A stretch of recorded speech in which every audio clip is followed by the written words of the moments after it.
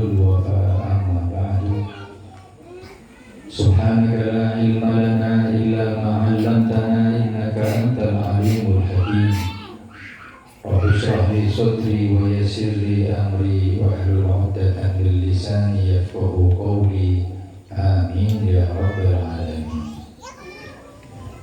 Hadratul Ulama, para habaib wa khusus bidzikri, kepada guru kita bersama Al-Habib Zainul Abidin Ibn Habib Muhsin Al-Hindwan, kepada Al-Habib Hamid bin Ja'far Al-Qadri, Al-Habib Husin Al-Maghribi, dan semua para habaib yang hadir di malam yang mulia ini. Mudah-mudahan hadirnya kita di malam yang mulia ini diberi oleh Allah Subhanahu wa Ta'ala keberkahan di dalam kehidupan kita. Mudah-mudahan telah dikumpulkan bersama Al-Faqih Muqaddam Muhammad bin Ali Ba'alawi, dan insyaallah mudah-mudahan dosa-dosa kita diampuni oleh Allah, aib kita ditutup oleh Allah, nama kita dijadikan nama yang baik di hadapan Nabi Muhammad sallallahu alaihi wasallam. Amin ya rabbal alamin. Hadirin hadirat yang dimuliakan oleh Allah. Alhamdulillah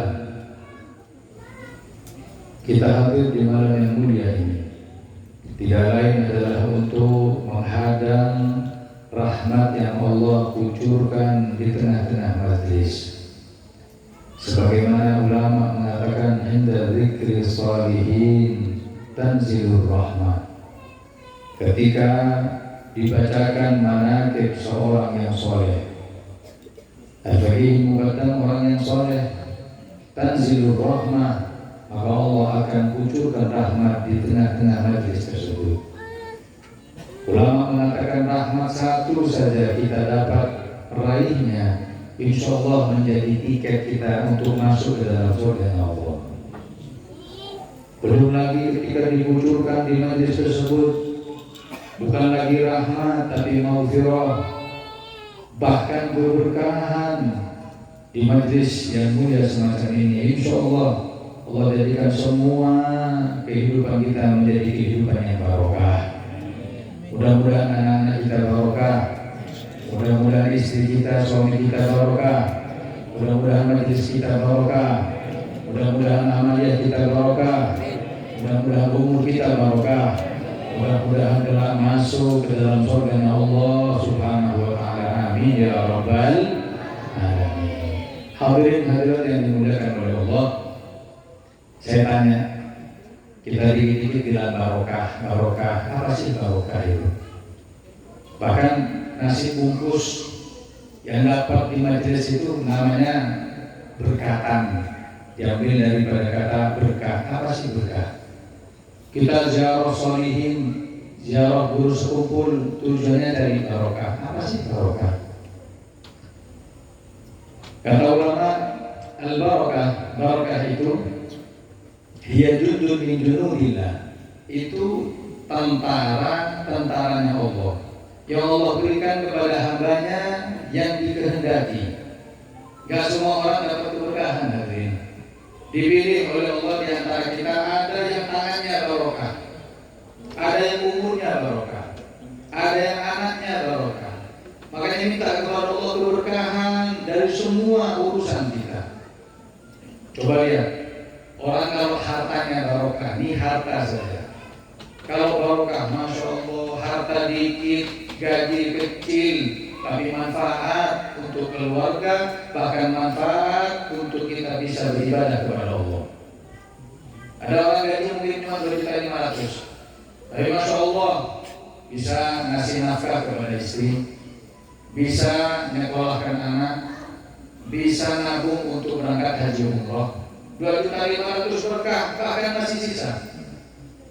Ada juga harta yang banyak cuma nggak barokah, gaji 15 juta, masya Allah, baru keluar dapat slip pembayaran gaji, keluar ditelepon oleh istrinya, anak masuk rumah sakit, kecelakaan, dioperasi, habis 10 juta, sisa 5 juta, berarti banyak nggak barokah. Makanya saya minta saya tanya kepada kalian, enak mana? Enak kecil barokah, gaji kecil barokah, apa besar tidak barokah? Enak besar barokah. Minta jangan nanggung. Minta 15 juta tadi barokah. Ini kalau harta diberkahi oleh Allah. Kalau umur diberkahi oleh Allah. Coba lihat umur pendek, Masya Allah manfaatnya luar biasa. Kita rasakan di majelis yang mulia ini. Al-Habib Haidar Al-Hinduan, umur mungkin sekitar 40-an hadirin. Tapi Masya Allah, Allah berikan kepada beliau keberkahan umur, mengalir pahala darinya. Berapa banyak orang yang tobat di majelis berkat beliau. Orang tak kenal Allah dijadikan kenal dengan Allah berkat beliau. Ada orang tak kenal Nabi Muhammad dikenalkan dengan Nabi Muhammad oleh beliau. 40 tahun diberi waktu oleh Allah, dijadikan umurnya barokah. Mudah-mudahan umur kita semua barokah. Ada lagi di Jakarta tuh, saya pernah dengar katanya kuburan Al-Habib Hussein yang dikenal dengan keramat luar batang. Itu beliau wafat umur berapa? Umur 29 tahun. Masih muda. Bahkan dalam manaqib beliau belum menikah. Wafat sampai sekarang kuburannya jadi kuburan keramat. 29 tahun barokah. Jomblo lagi. Ini jomblo enggak barokah sama sekali. Makanya kita kepada Allah itu berkahan. Ini yang kedua. Yang ketiga, coba lihat kalau kita punya istri atau pasangan yang barokah, istri barokah, mungkin gak cantik, bukan lagi bunga desa, tapi Masya Allah soleha, nurut, patuh, dikit-dikit jaga omongan dengan suaminya. Kalau sudah datang suaminya dari kerjaan, dari luar, HP ditaruh, seakan-akan siap melayani suaminya. Itu istri barokah. Saya yakin yang di sini semuanya istri barokah. Kalau sudah suaminya datang nggak bakal main HP. Amin Allahumma. Amin. Makanya kita kepada Allah pasangan yang barokah. Gak semua pasangan barokah. Jangan pernah mengatakan, Habib baru istri saya, insya Allah soleh. Dengar. Nabi Lut alaihi salam punya istri gak soleha. Ini istrinya Nabi. Kau bukan Nabi, bukan keturunan Nabi, bukan ulama, bukan tuan guru. Itu Nabi, istrinya gak barokah, gak soleha. Nabi Lut bahkan ketika diajak oleh Nabi Lut untuk kembali beriman kepada dirinya, dia gak mau. Nabi Lut mengajak kepada umatnya yang dikenal dengan kota Sadum agar mereka tidak suka sejenis. Karena umat Nabi Lut itu suka laki dengan laki, perempuan dengan perempuan. Apa kata mereka? Kata mereka innahum unasun yatatahharun. Lut itu Nabi Lut itu orang yang sok suci. Akhirnya karena pasangan yang tidak barokah, pasangan yang tidak soleha, dan semua umat Nabi Lut tadi itu diberi azab oleh Allah Subhanahu wa Ta'ala. Coba lihat, pengen tahu apa azabnya umat Nabi Lut? Umat Nabi Lut ini hadirin, umat yang suka laki-laki kepada laki-laki, perempuan kepada perempuan. Kalau bahasa sekarang itu orang yang melakukan LGBT. Tahu LGBT? Tahu LGBT? Bukan LG, itu kulkas.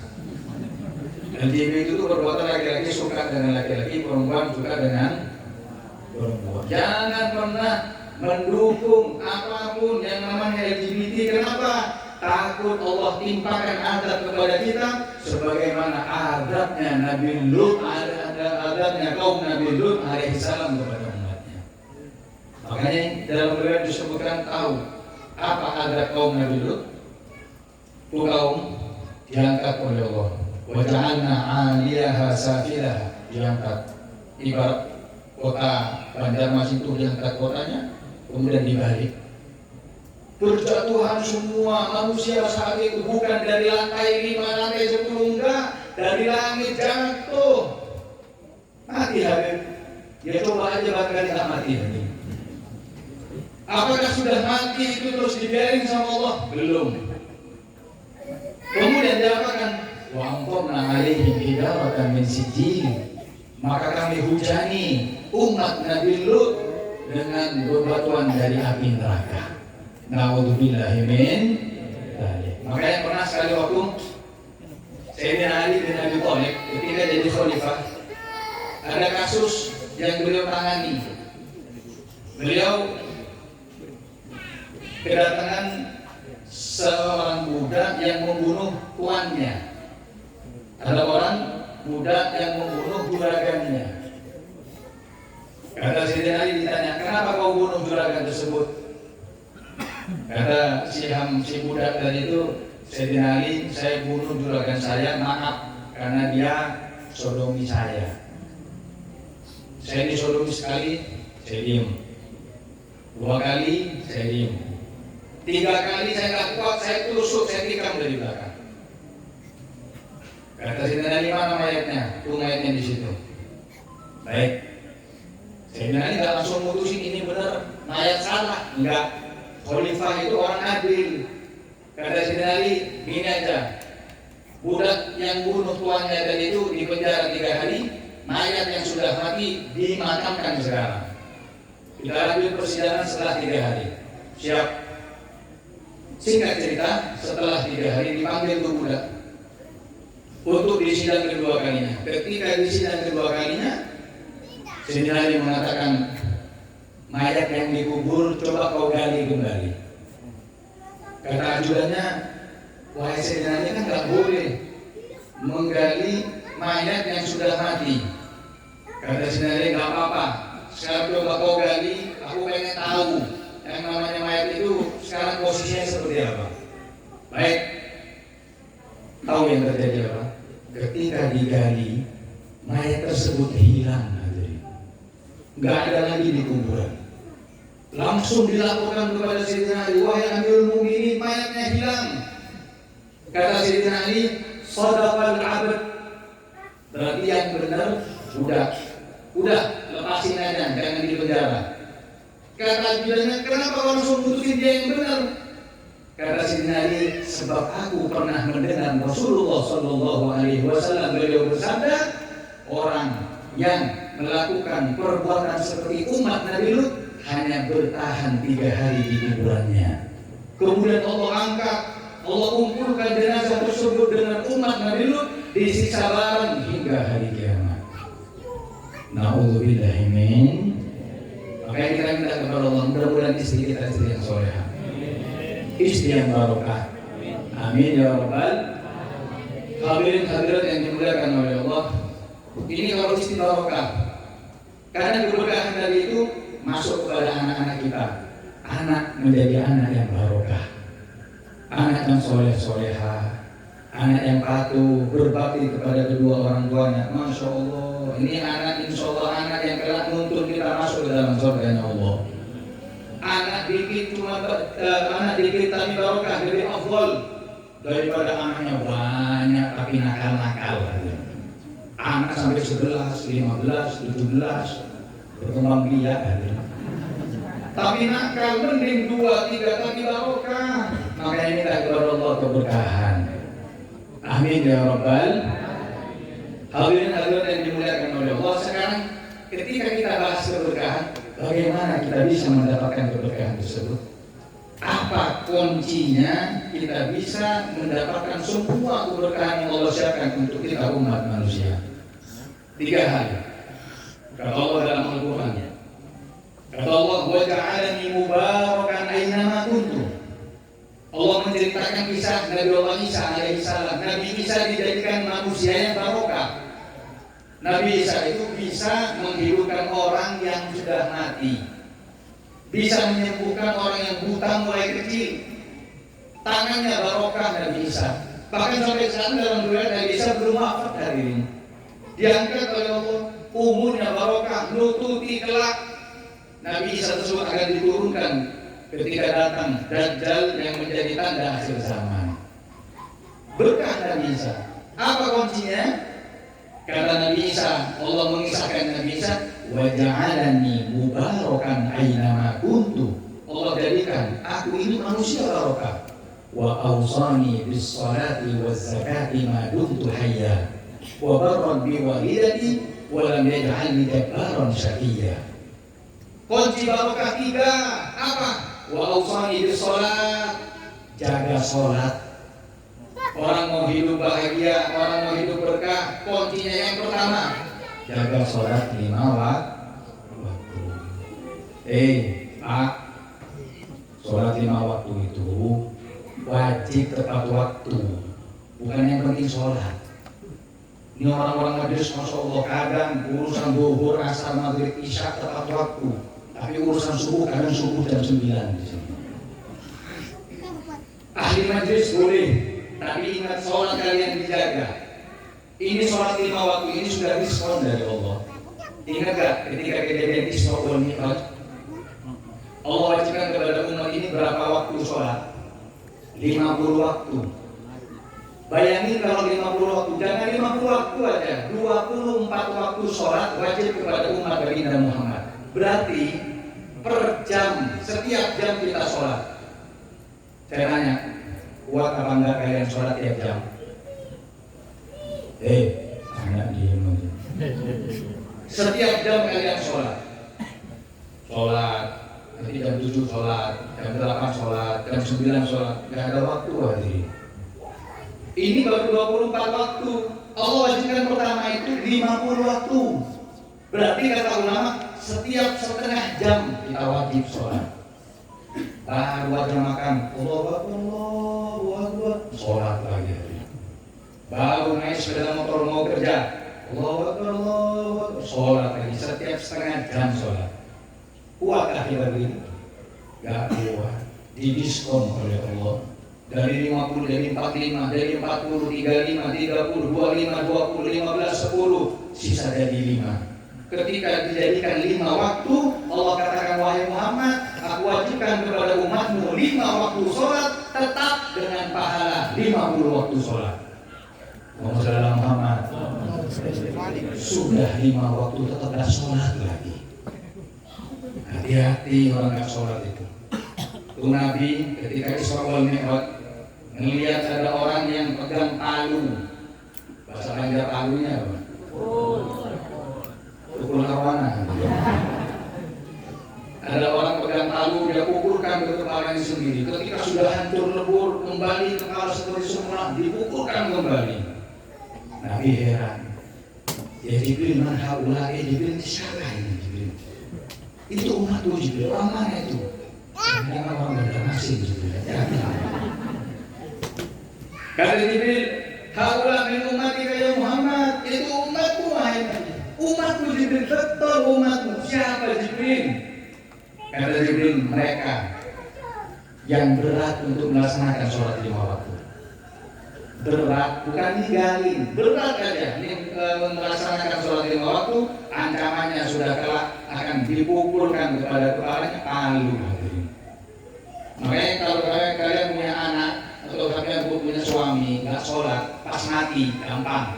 Setelah dikafani kasih helm kepalanya. Insya Allah aman dari pukulan malaikat. Muhammad. Sholat 5 waktu dijaga. 5 waktu hadir sudah diskon. Coba lihat subuh ke zuhur aja berapa jam kita kosong ini subuh di sini jam berapa? Subuh di masjid bukan subuhmu jam 9. Subuh di sini jam berapa di sini? Setengah 5. Jam 5. Zuhur jam berapa? Setengah 1. 6, 7, 8, 9, 10, 11, 12, 7 jam setengah kita istirahat, mau kerja, mau makan, mau tidur, terserah, nganggur, kosong dari ibadah. Ini sudah 5 waktu sudah diskon. Makanya jangan pernah tinggalkan sholat. Sampai Nabi mengatakan pengen tahu muslim tak muslim, bukan dilihat dari sarungnya, bukan dilihat dari kofiahnya, bukan dilihat sudah syahadat atau KTP-nya. Islam bukan. Muslim gak muslim dilihat daripada sholatnya. Dia sholat berarti muslim, gak sholat berarti gak muslim. Gampang. Ditanya gak jumatan, pray dulu. Oh gak muslim berarti. Kenapa nggak sholat? Nanti kalau saya sukses, saya baru sholat. Nggak mungkin hadirin. Katanya begitu. Kadang ada yang datang ke saya bilang begini, Habib, saya ini kalau sholat toko sepi. Kalau nggak sholat, masya Allah amin. Sebenarnya nggak sholat Habib. Habib rame nggak rame itu bukan gara-gara sholat. Memang dapatnya segitu. Apa yang kita jual dari barang dagangan kita itu semua sudah ada takdirnya.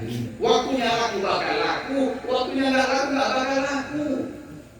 Ada orang jual baju 1, 2, 3, 4.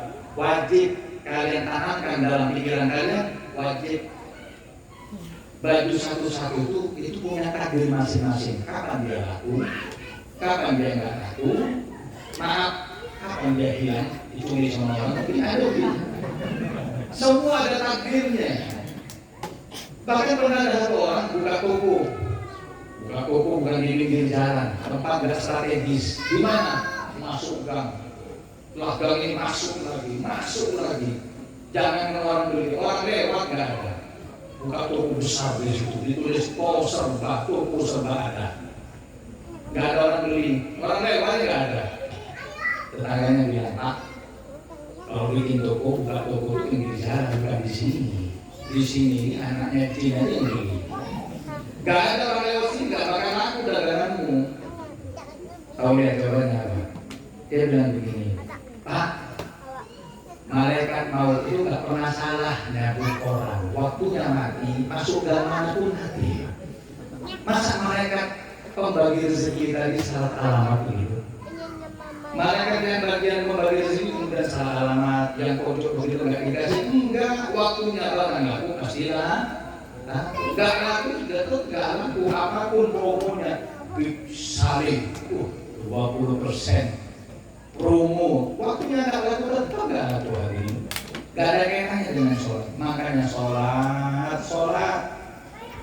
sholat terutama kepada perempuan. Ini perempuan dikit-dikit alasannya lagi dapat. Kamu nggak sholat, lagi dapat. Ditunggu seminggu. Tanya lagi nggak sholat, masih dapat. Ditunggu 2 minggu, nggak sholat, dapat lagi. Sebulan nggak sholat, masih dapat. Ya udah sholatin lebih enak. Jaga sholat untuk apa? Tidak lain adalah untuk mendapatkan keberkahan dalam kehidupan kita. Mudah-mudahan semuanya menjadi orang yang mendapatkan keberkahan dari Allah Subhanahu wa Ta'ala. Amin ya rabbal alamin. Hadirin yang dimuliakan oleh Allah. Yang kedua, wa awsani bis salati waz zakati. Orang mau berkah hidupnya jaga zakat. Hei yang kaya-kaya, di dalam hartamu itu ada kewajiban. Keluarkan zakatmu. Zakat gak bikin miskin. Kalau gak bisa ngitung zakat, tanya kepada tuan guru, para ulama, habib untuk menghitungkan zakat. Kemudian keluarkan. Ini enggak, masih miskin-miskinnya tanya zakat. Ini zakat berapa? Turunnya gimana? Masih miskin biasa. Masya Allah kalau sudah jadi orang kaya, ditanya zakatnya apa? Wajib zakat. Yang zakat itu kan yang ini belum. Saya ini wajib baru naik daun. Itu yang ulama itu yang sudah besar itu wajib zakat, saya belum.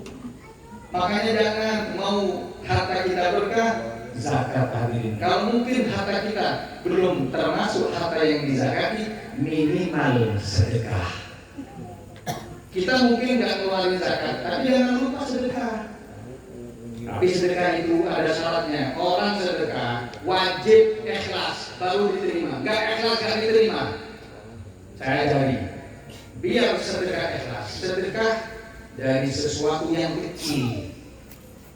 Saya tanya, sedekah dengan uang 1.000 dengan 10.000 lebih ikhlas mana? Kalau 1.000 senyum, kalau 10.000 getar tangannya. Kadang 10.000 hilang dicari sampai seminggu. Ikhlas lebih afdal daripada banyak. Allah nggak lihat banyaknya, Allah lihat ikhlasnya. Bukan kemudian yang menyumbang pondok pesantren majlis dengan nominal yang besar lebih kabul di hadapan Allah, belum tentu. Kadang yang kecil gara-gara ikhlas lebih Allah terima daripada yang besar tapi nggak ikhlas. Kalau pengen tahu orang sedekah nggak ikhlas itu biasanya siaran. Tapi sedekah bilang, ini masjid dulu yang nyumbang saya. Kalau nggak ada saya masjid nggak bakal begini seperti ini. Ya Allah, yang begitu rugi dua-duanya, rugi hartanya, habis pahalanya, habis eman. Bahkan kadang sudah ikhlas 10 tahun yang lalu, sudah mengalir pahalanya. Gara-gara siaran hari ini, hilang hari ini. Itu jam di masjid itu, jam dinding itu dulu saya yang lihat. Gak ada, saya tak mungkin ada jam di masjid. Kapan belinya? 20 tahun yang lalu. Masya Allah, hilang 20 tahun yang lalu. Makanya jangan. Coba lihat di Pasuruan itu, tahu Pasuruan nggak? Pasuruan itu ada masih belok kanan sampai Pasuruan. Pasuruan itu ada Habib namanya Habib Ali bin Segaf, ahli sedekah. Kalau sedekahnya sembunyi-sembunyi. Dalam riwayat itu beliau itu memikul sendiri pakai karung itu sembako, gula, beras, minyak itu ditaruh di pintu orang-orang miskin. Nah, Habib Ali itu gak ada yang tahu kalau yang selama ini sedekah kepada orang fakir di sini itu dia. Itu ketahuan kapan? Ketika beliau wafat, kiriman kepada orang fakir di sini sudah gak ada. Terus ketika beliau wafat sudah gak ada kiriman, juga diketahui pas dimandikan jenazah, pundak beliau ini bengkak, bekas daripada memikul tiap hari sembako diberikan kepada fakir miskin. Pernah sekali waktu beliau ketika malam hari mau ngasih beras ke salah satu orang yang tidak mampu, pas mau ditaruh, beliau melihat ada orang mau lewat. Apa yang dilakukan? Beliau sembunyi. Nggak jadi ditaruh beras tersebut, dimasukkan ke karung kembali, beliau sembunyi. Sampai orang itu lewat. Apa tujuan beliau? Dia nggak lihat, dia nggak ada yang tahu. Biar ini sedekah hubungan saya sama Allah, orang lain nggak usah tahu. Setelah orang lewat nggak ada yang tahu, tolak-tolak kanan kiri sudah sepi, baru ditaruh. Itu sedekah ikhlas pasti diterima oleh Allah. Masya Allah, kalau zaman sekarang nggak ada. Sedekah kalau nggak dokumentasi pakai HP nggak sah.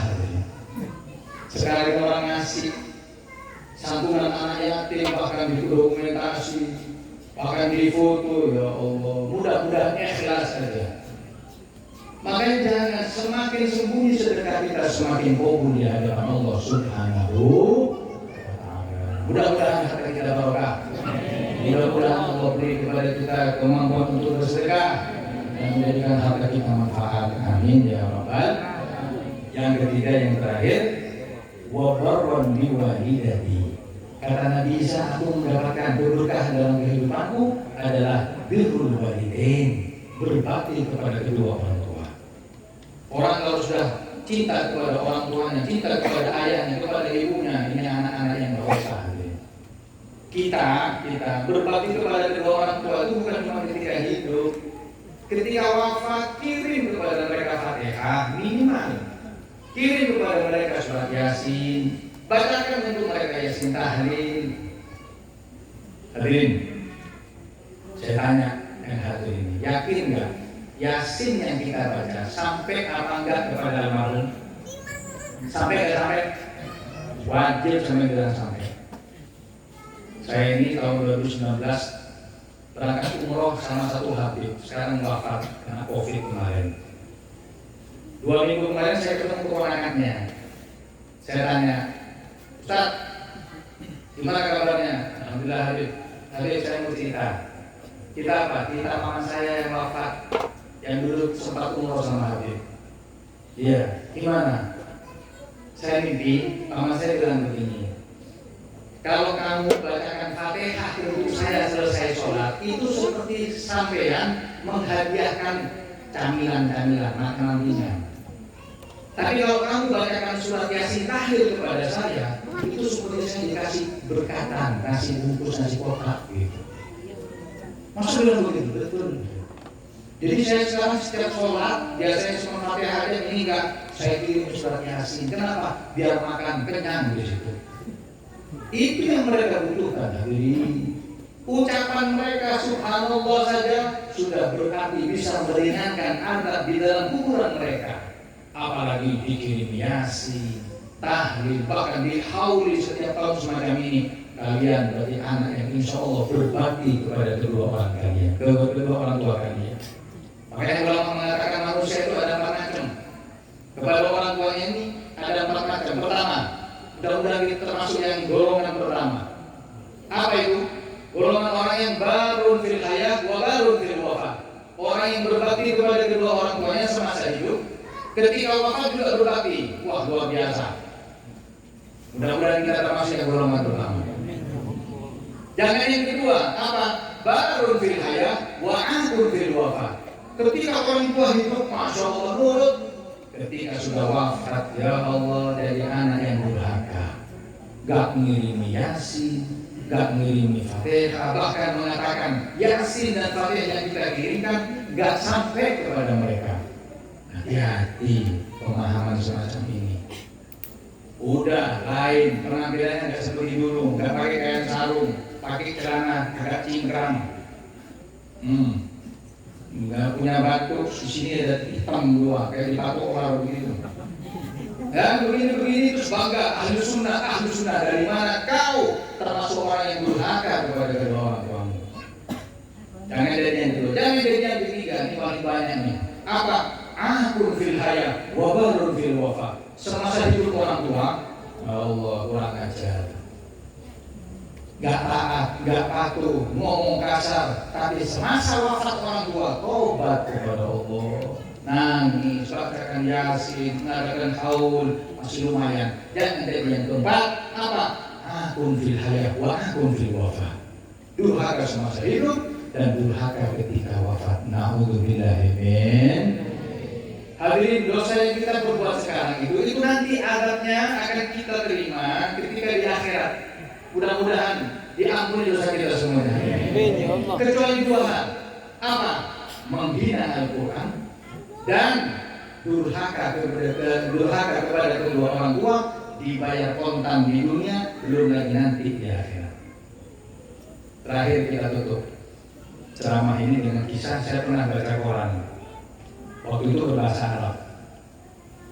Ada anak perempuan yang dengerin musik MP3 pakai handset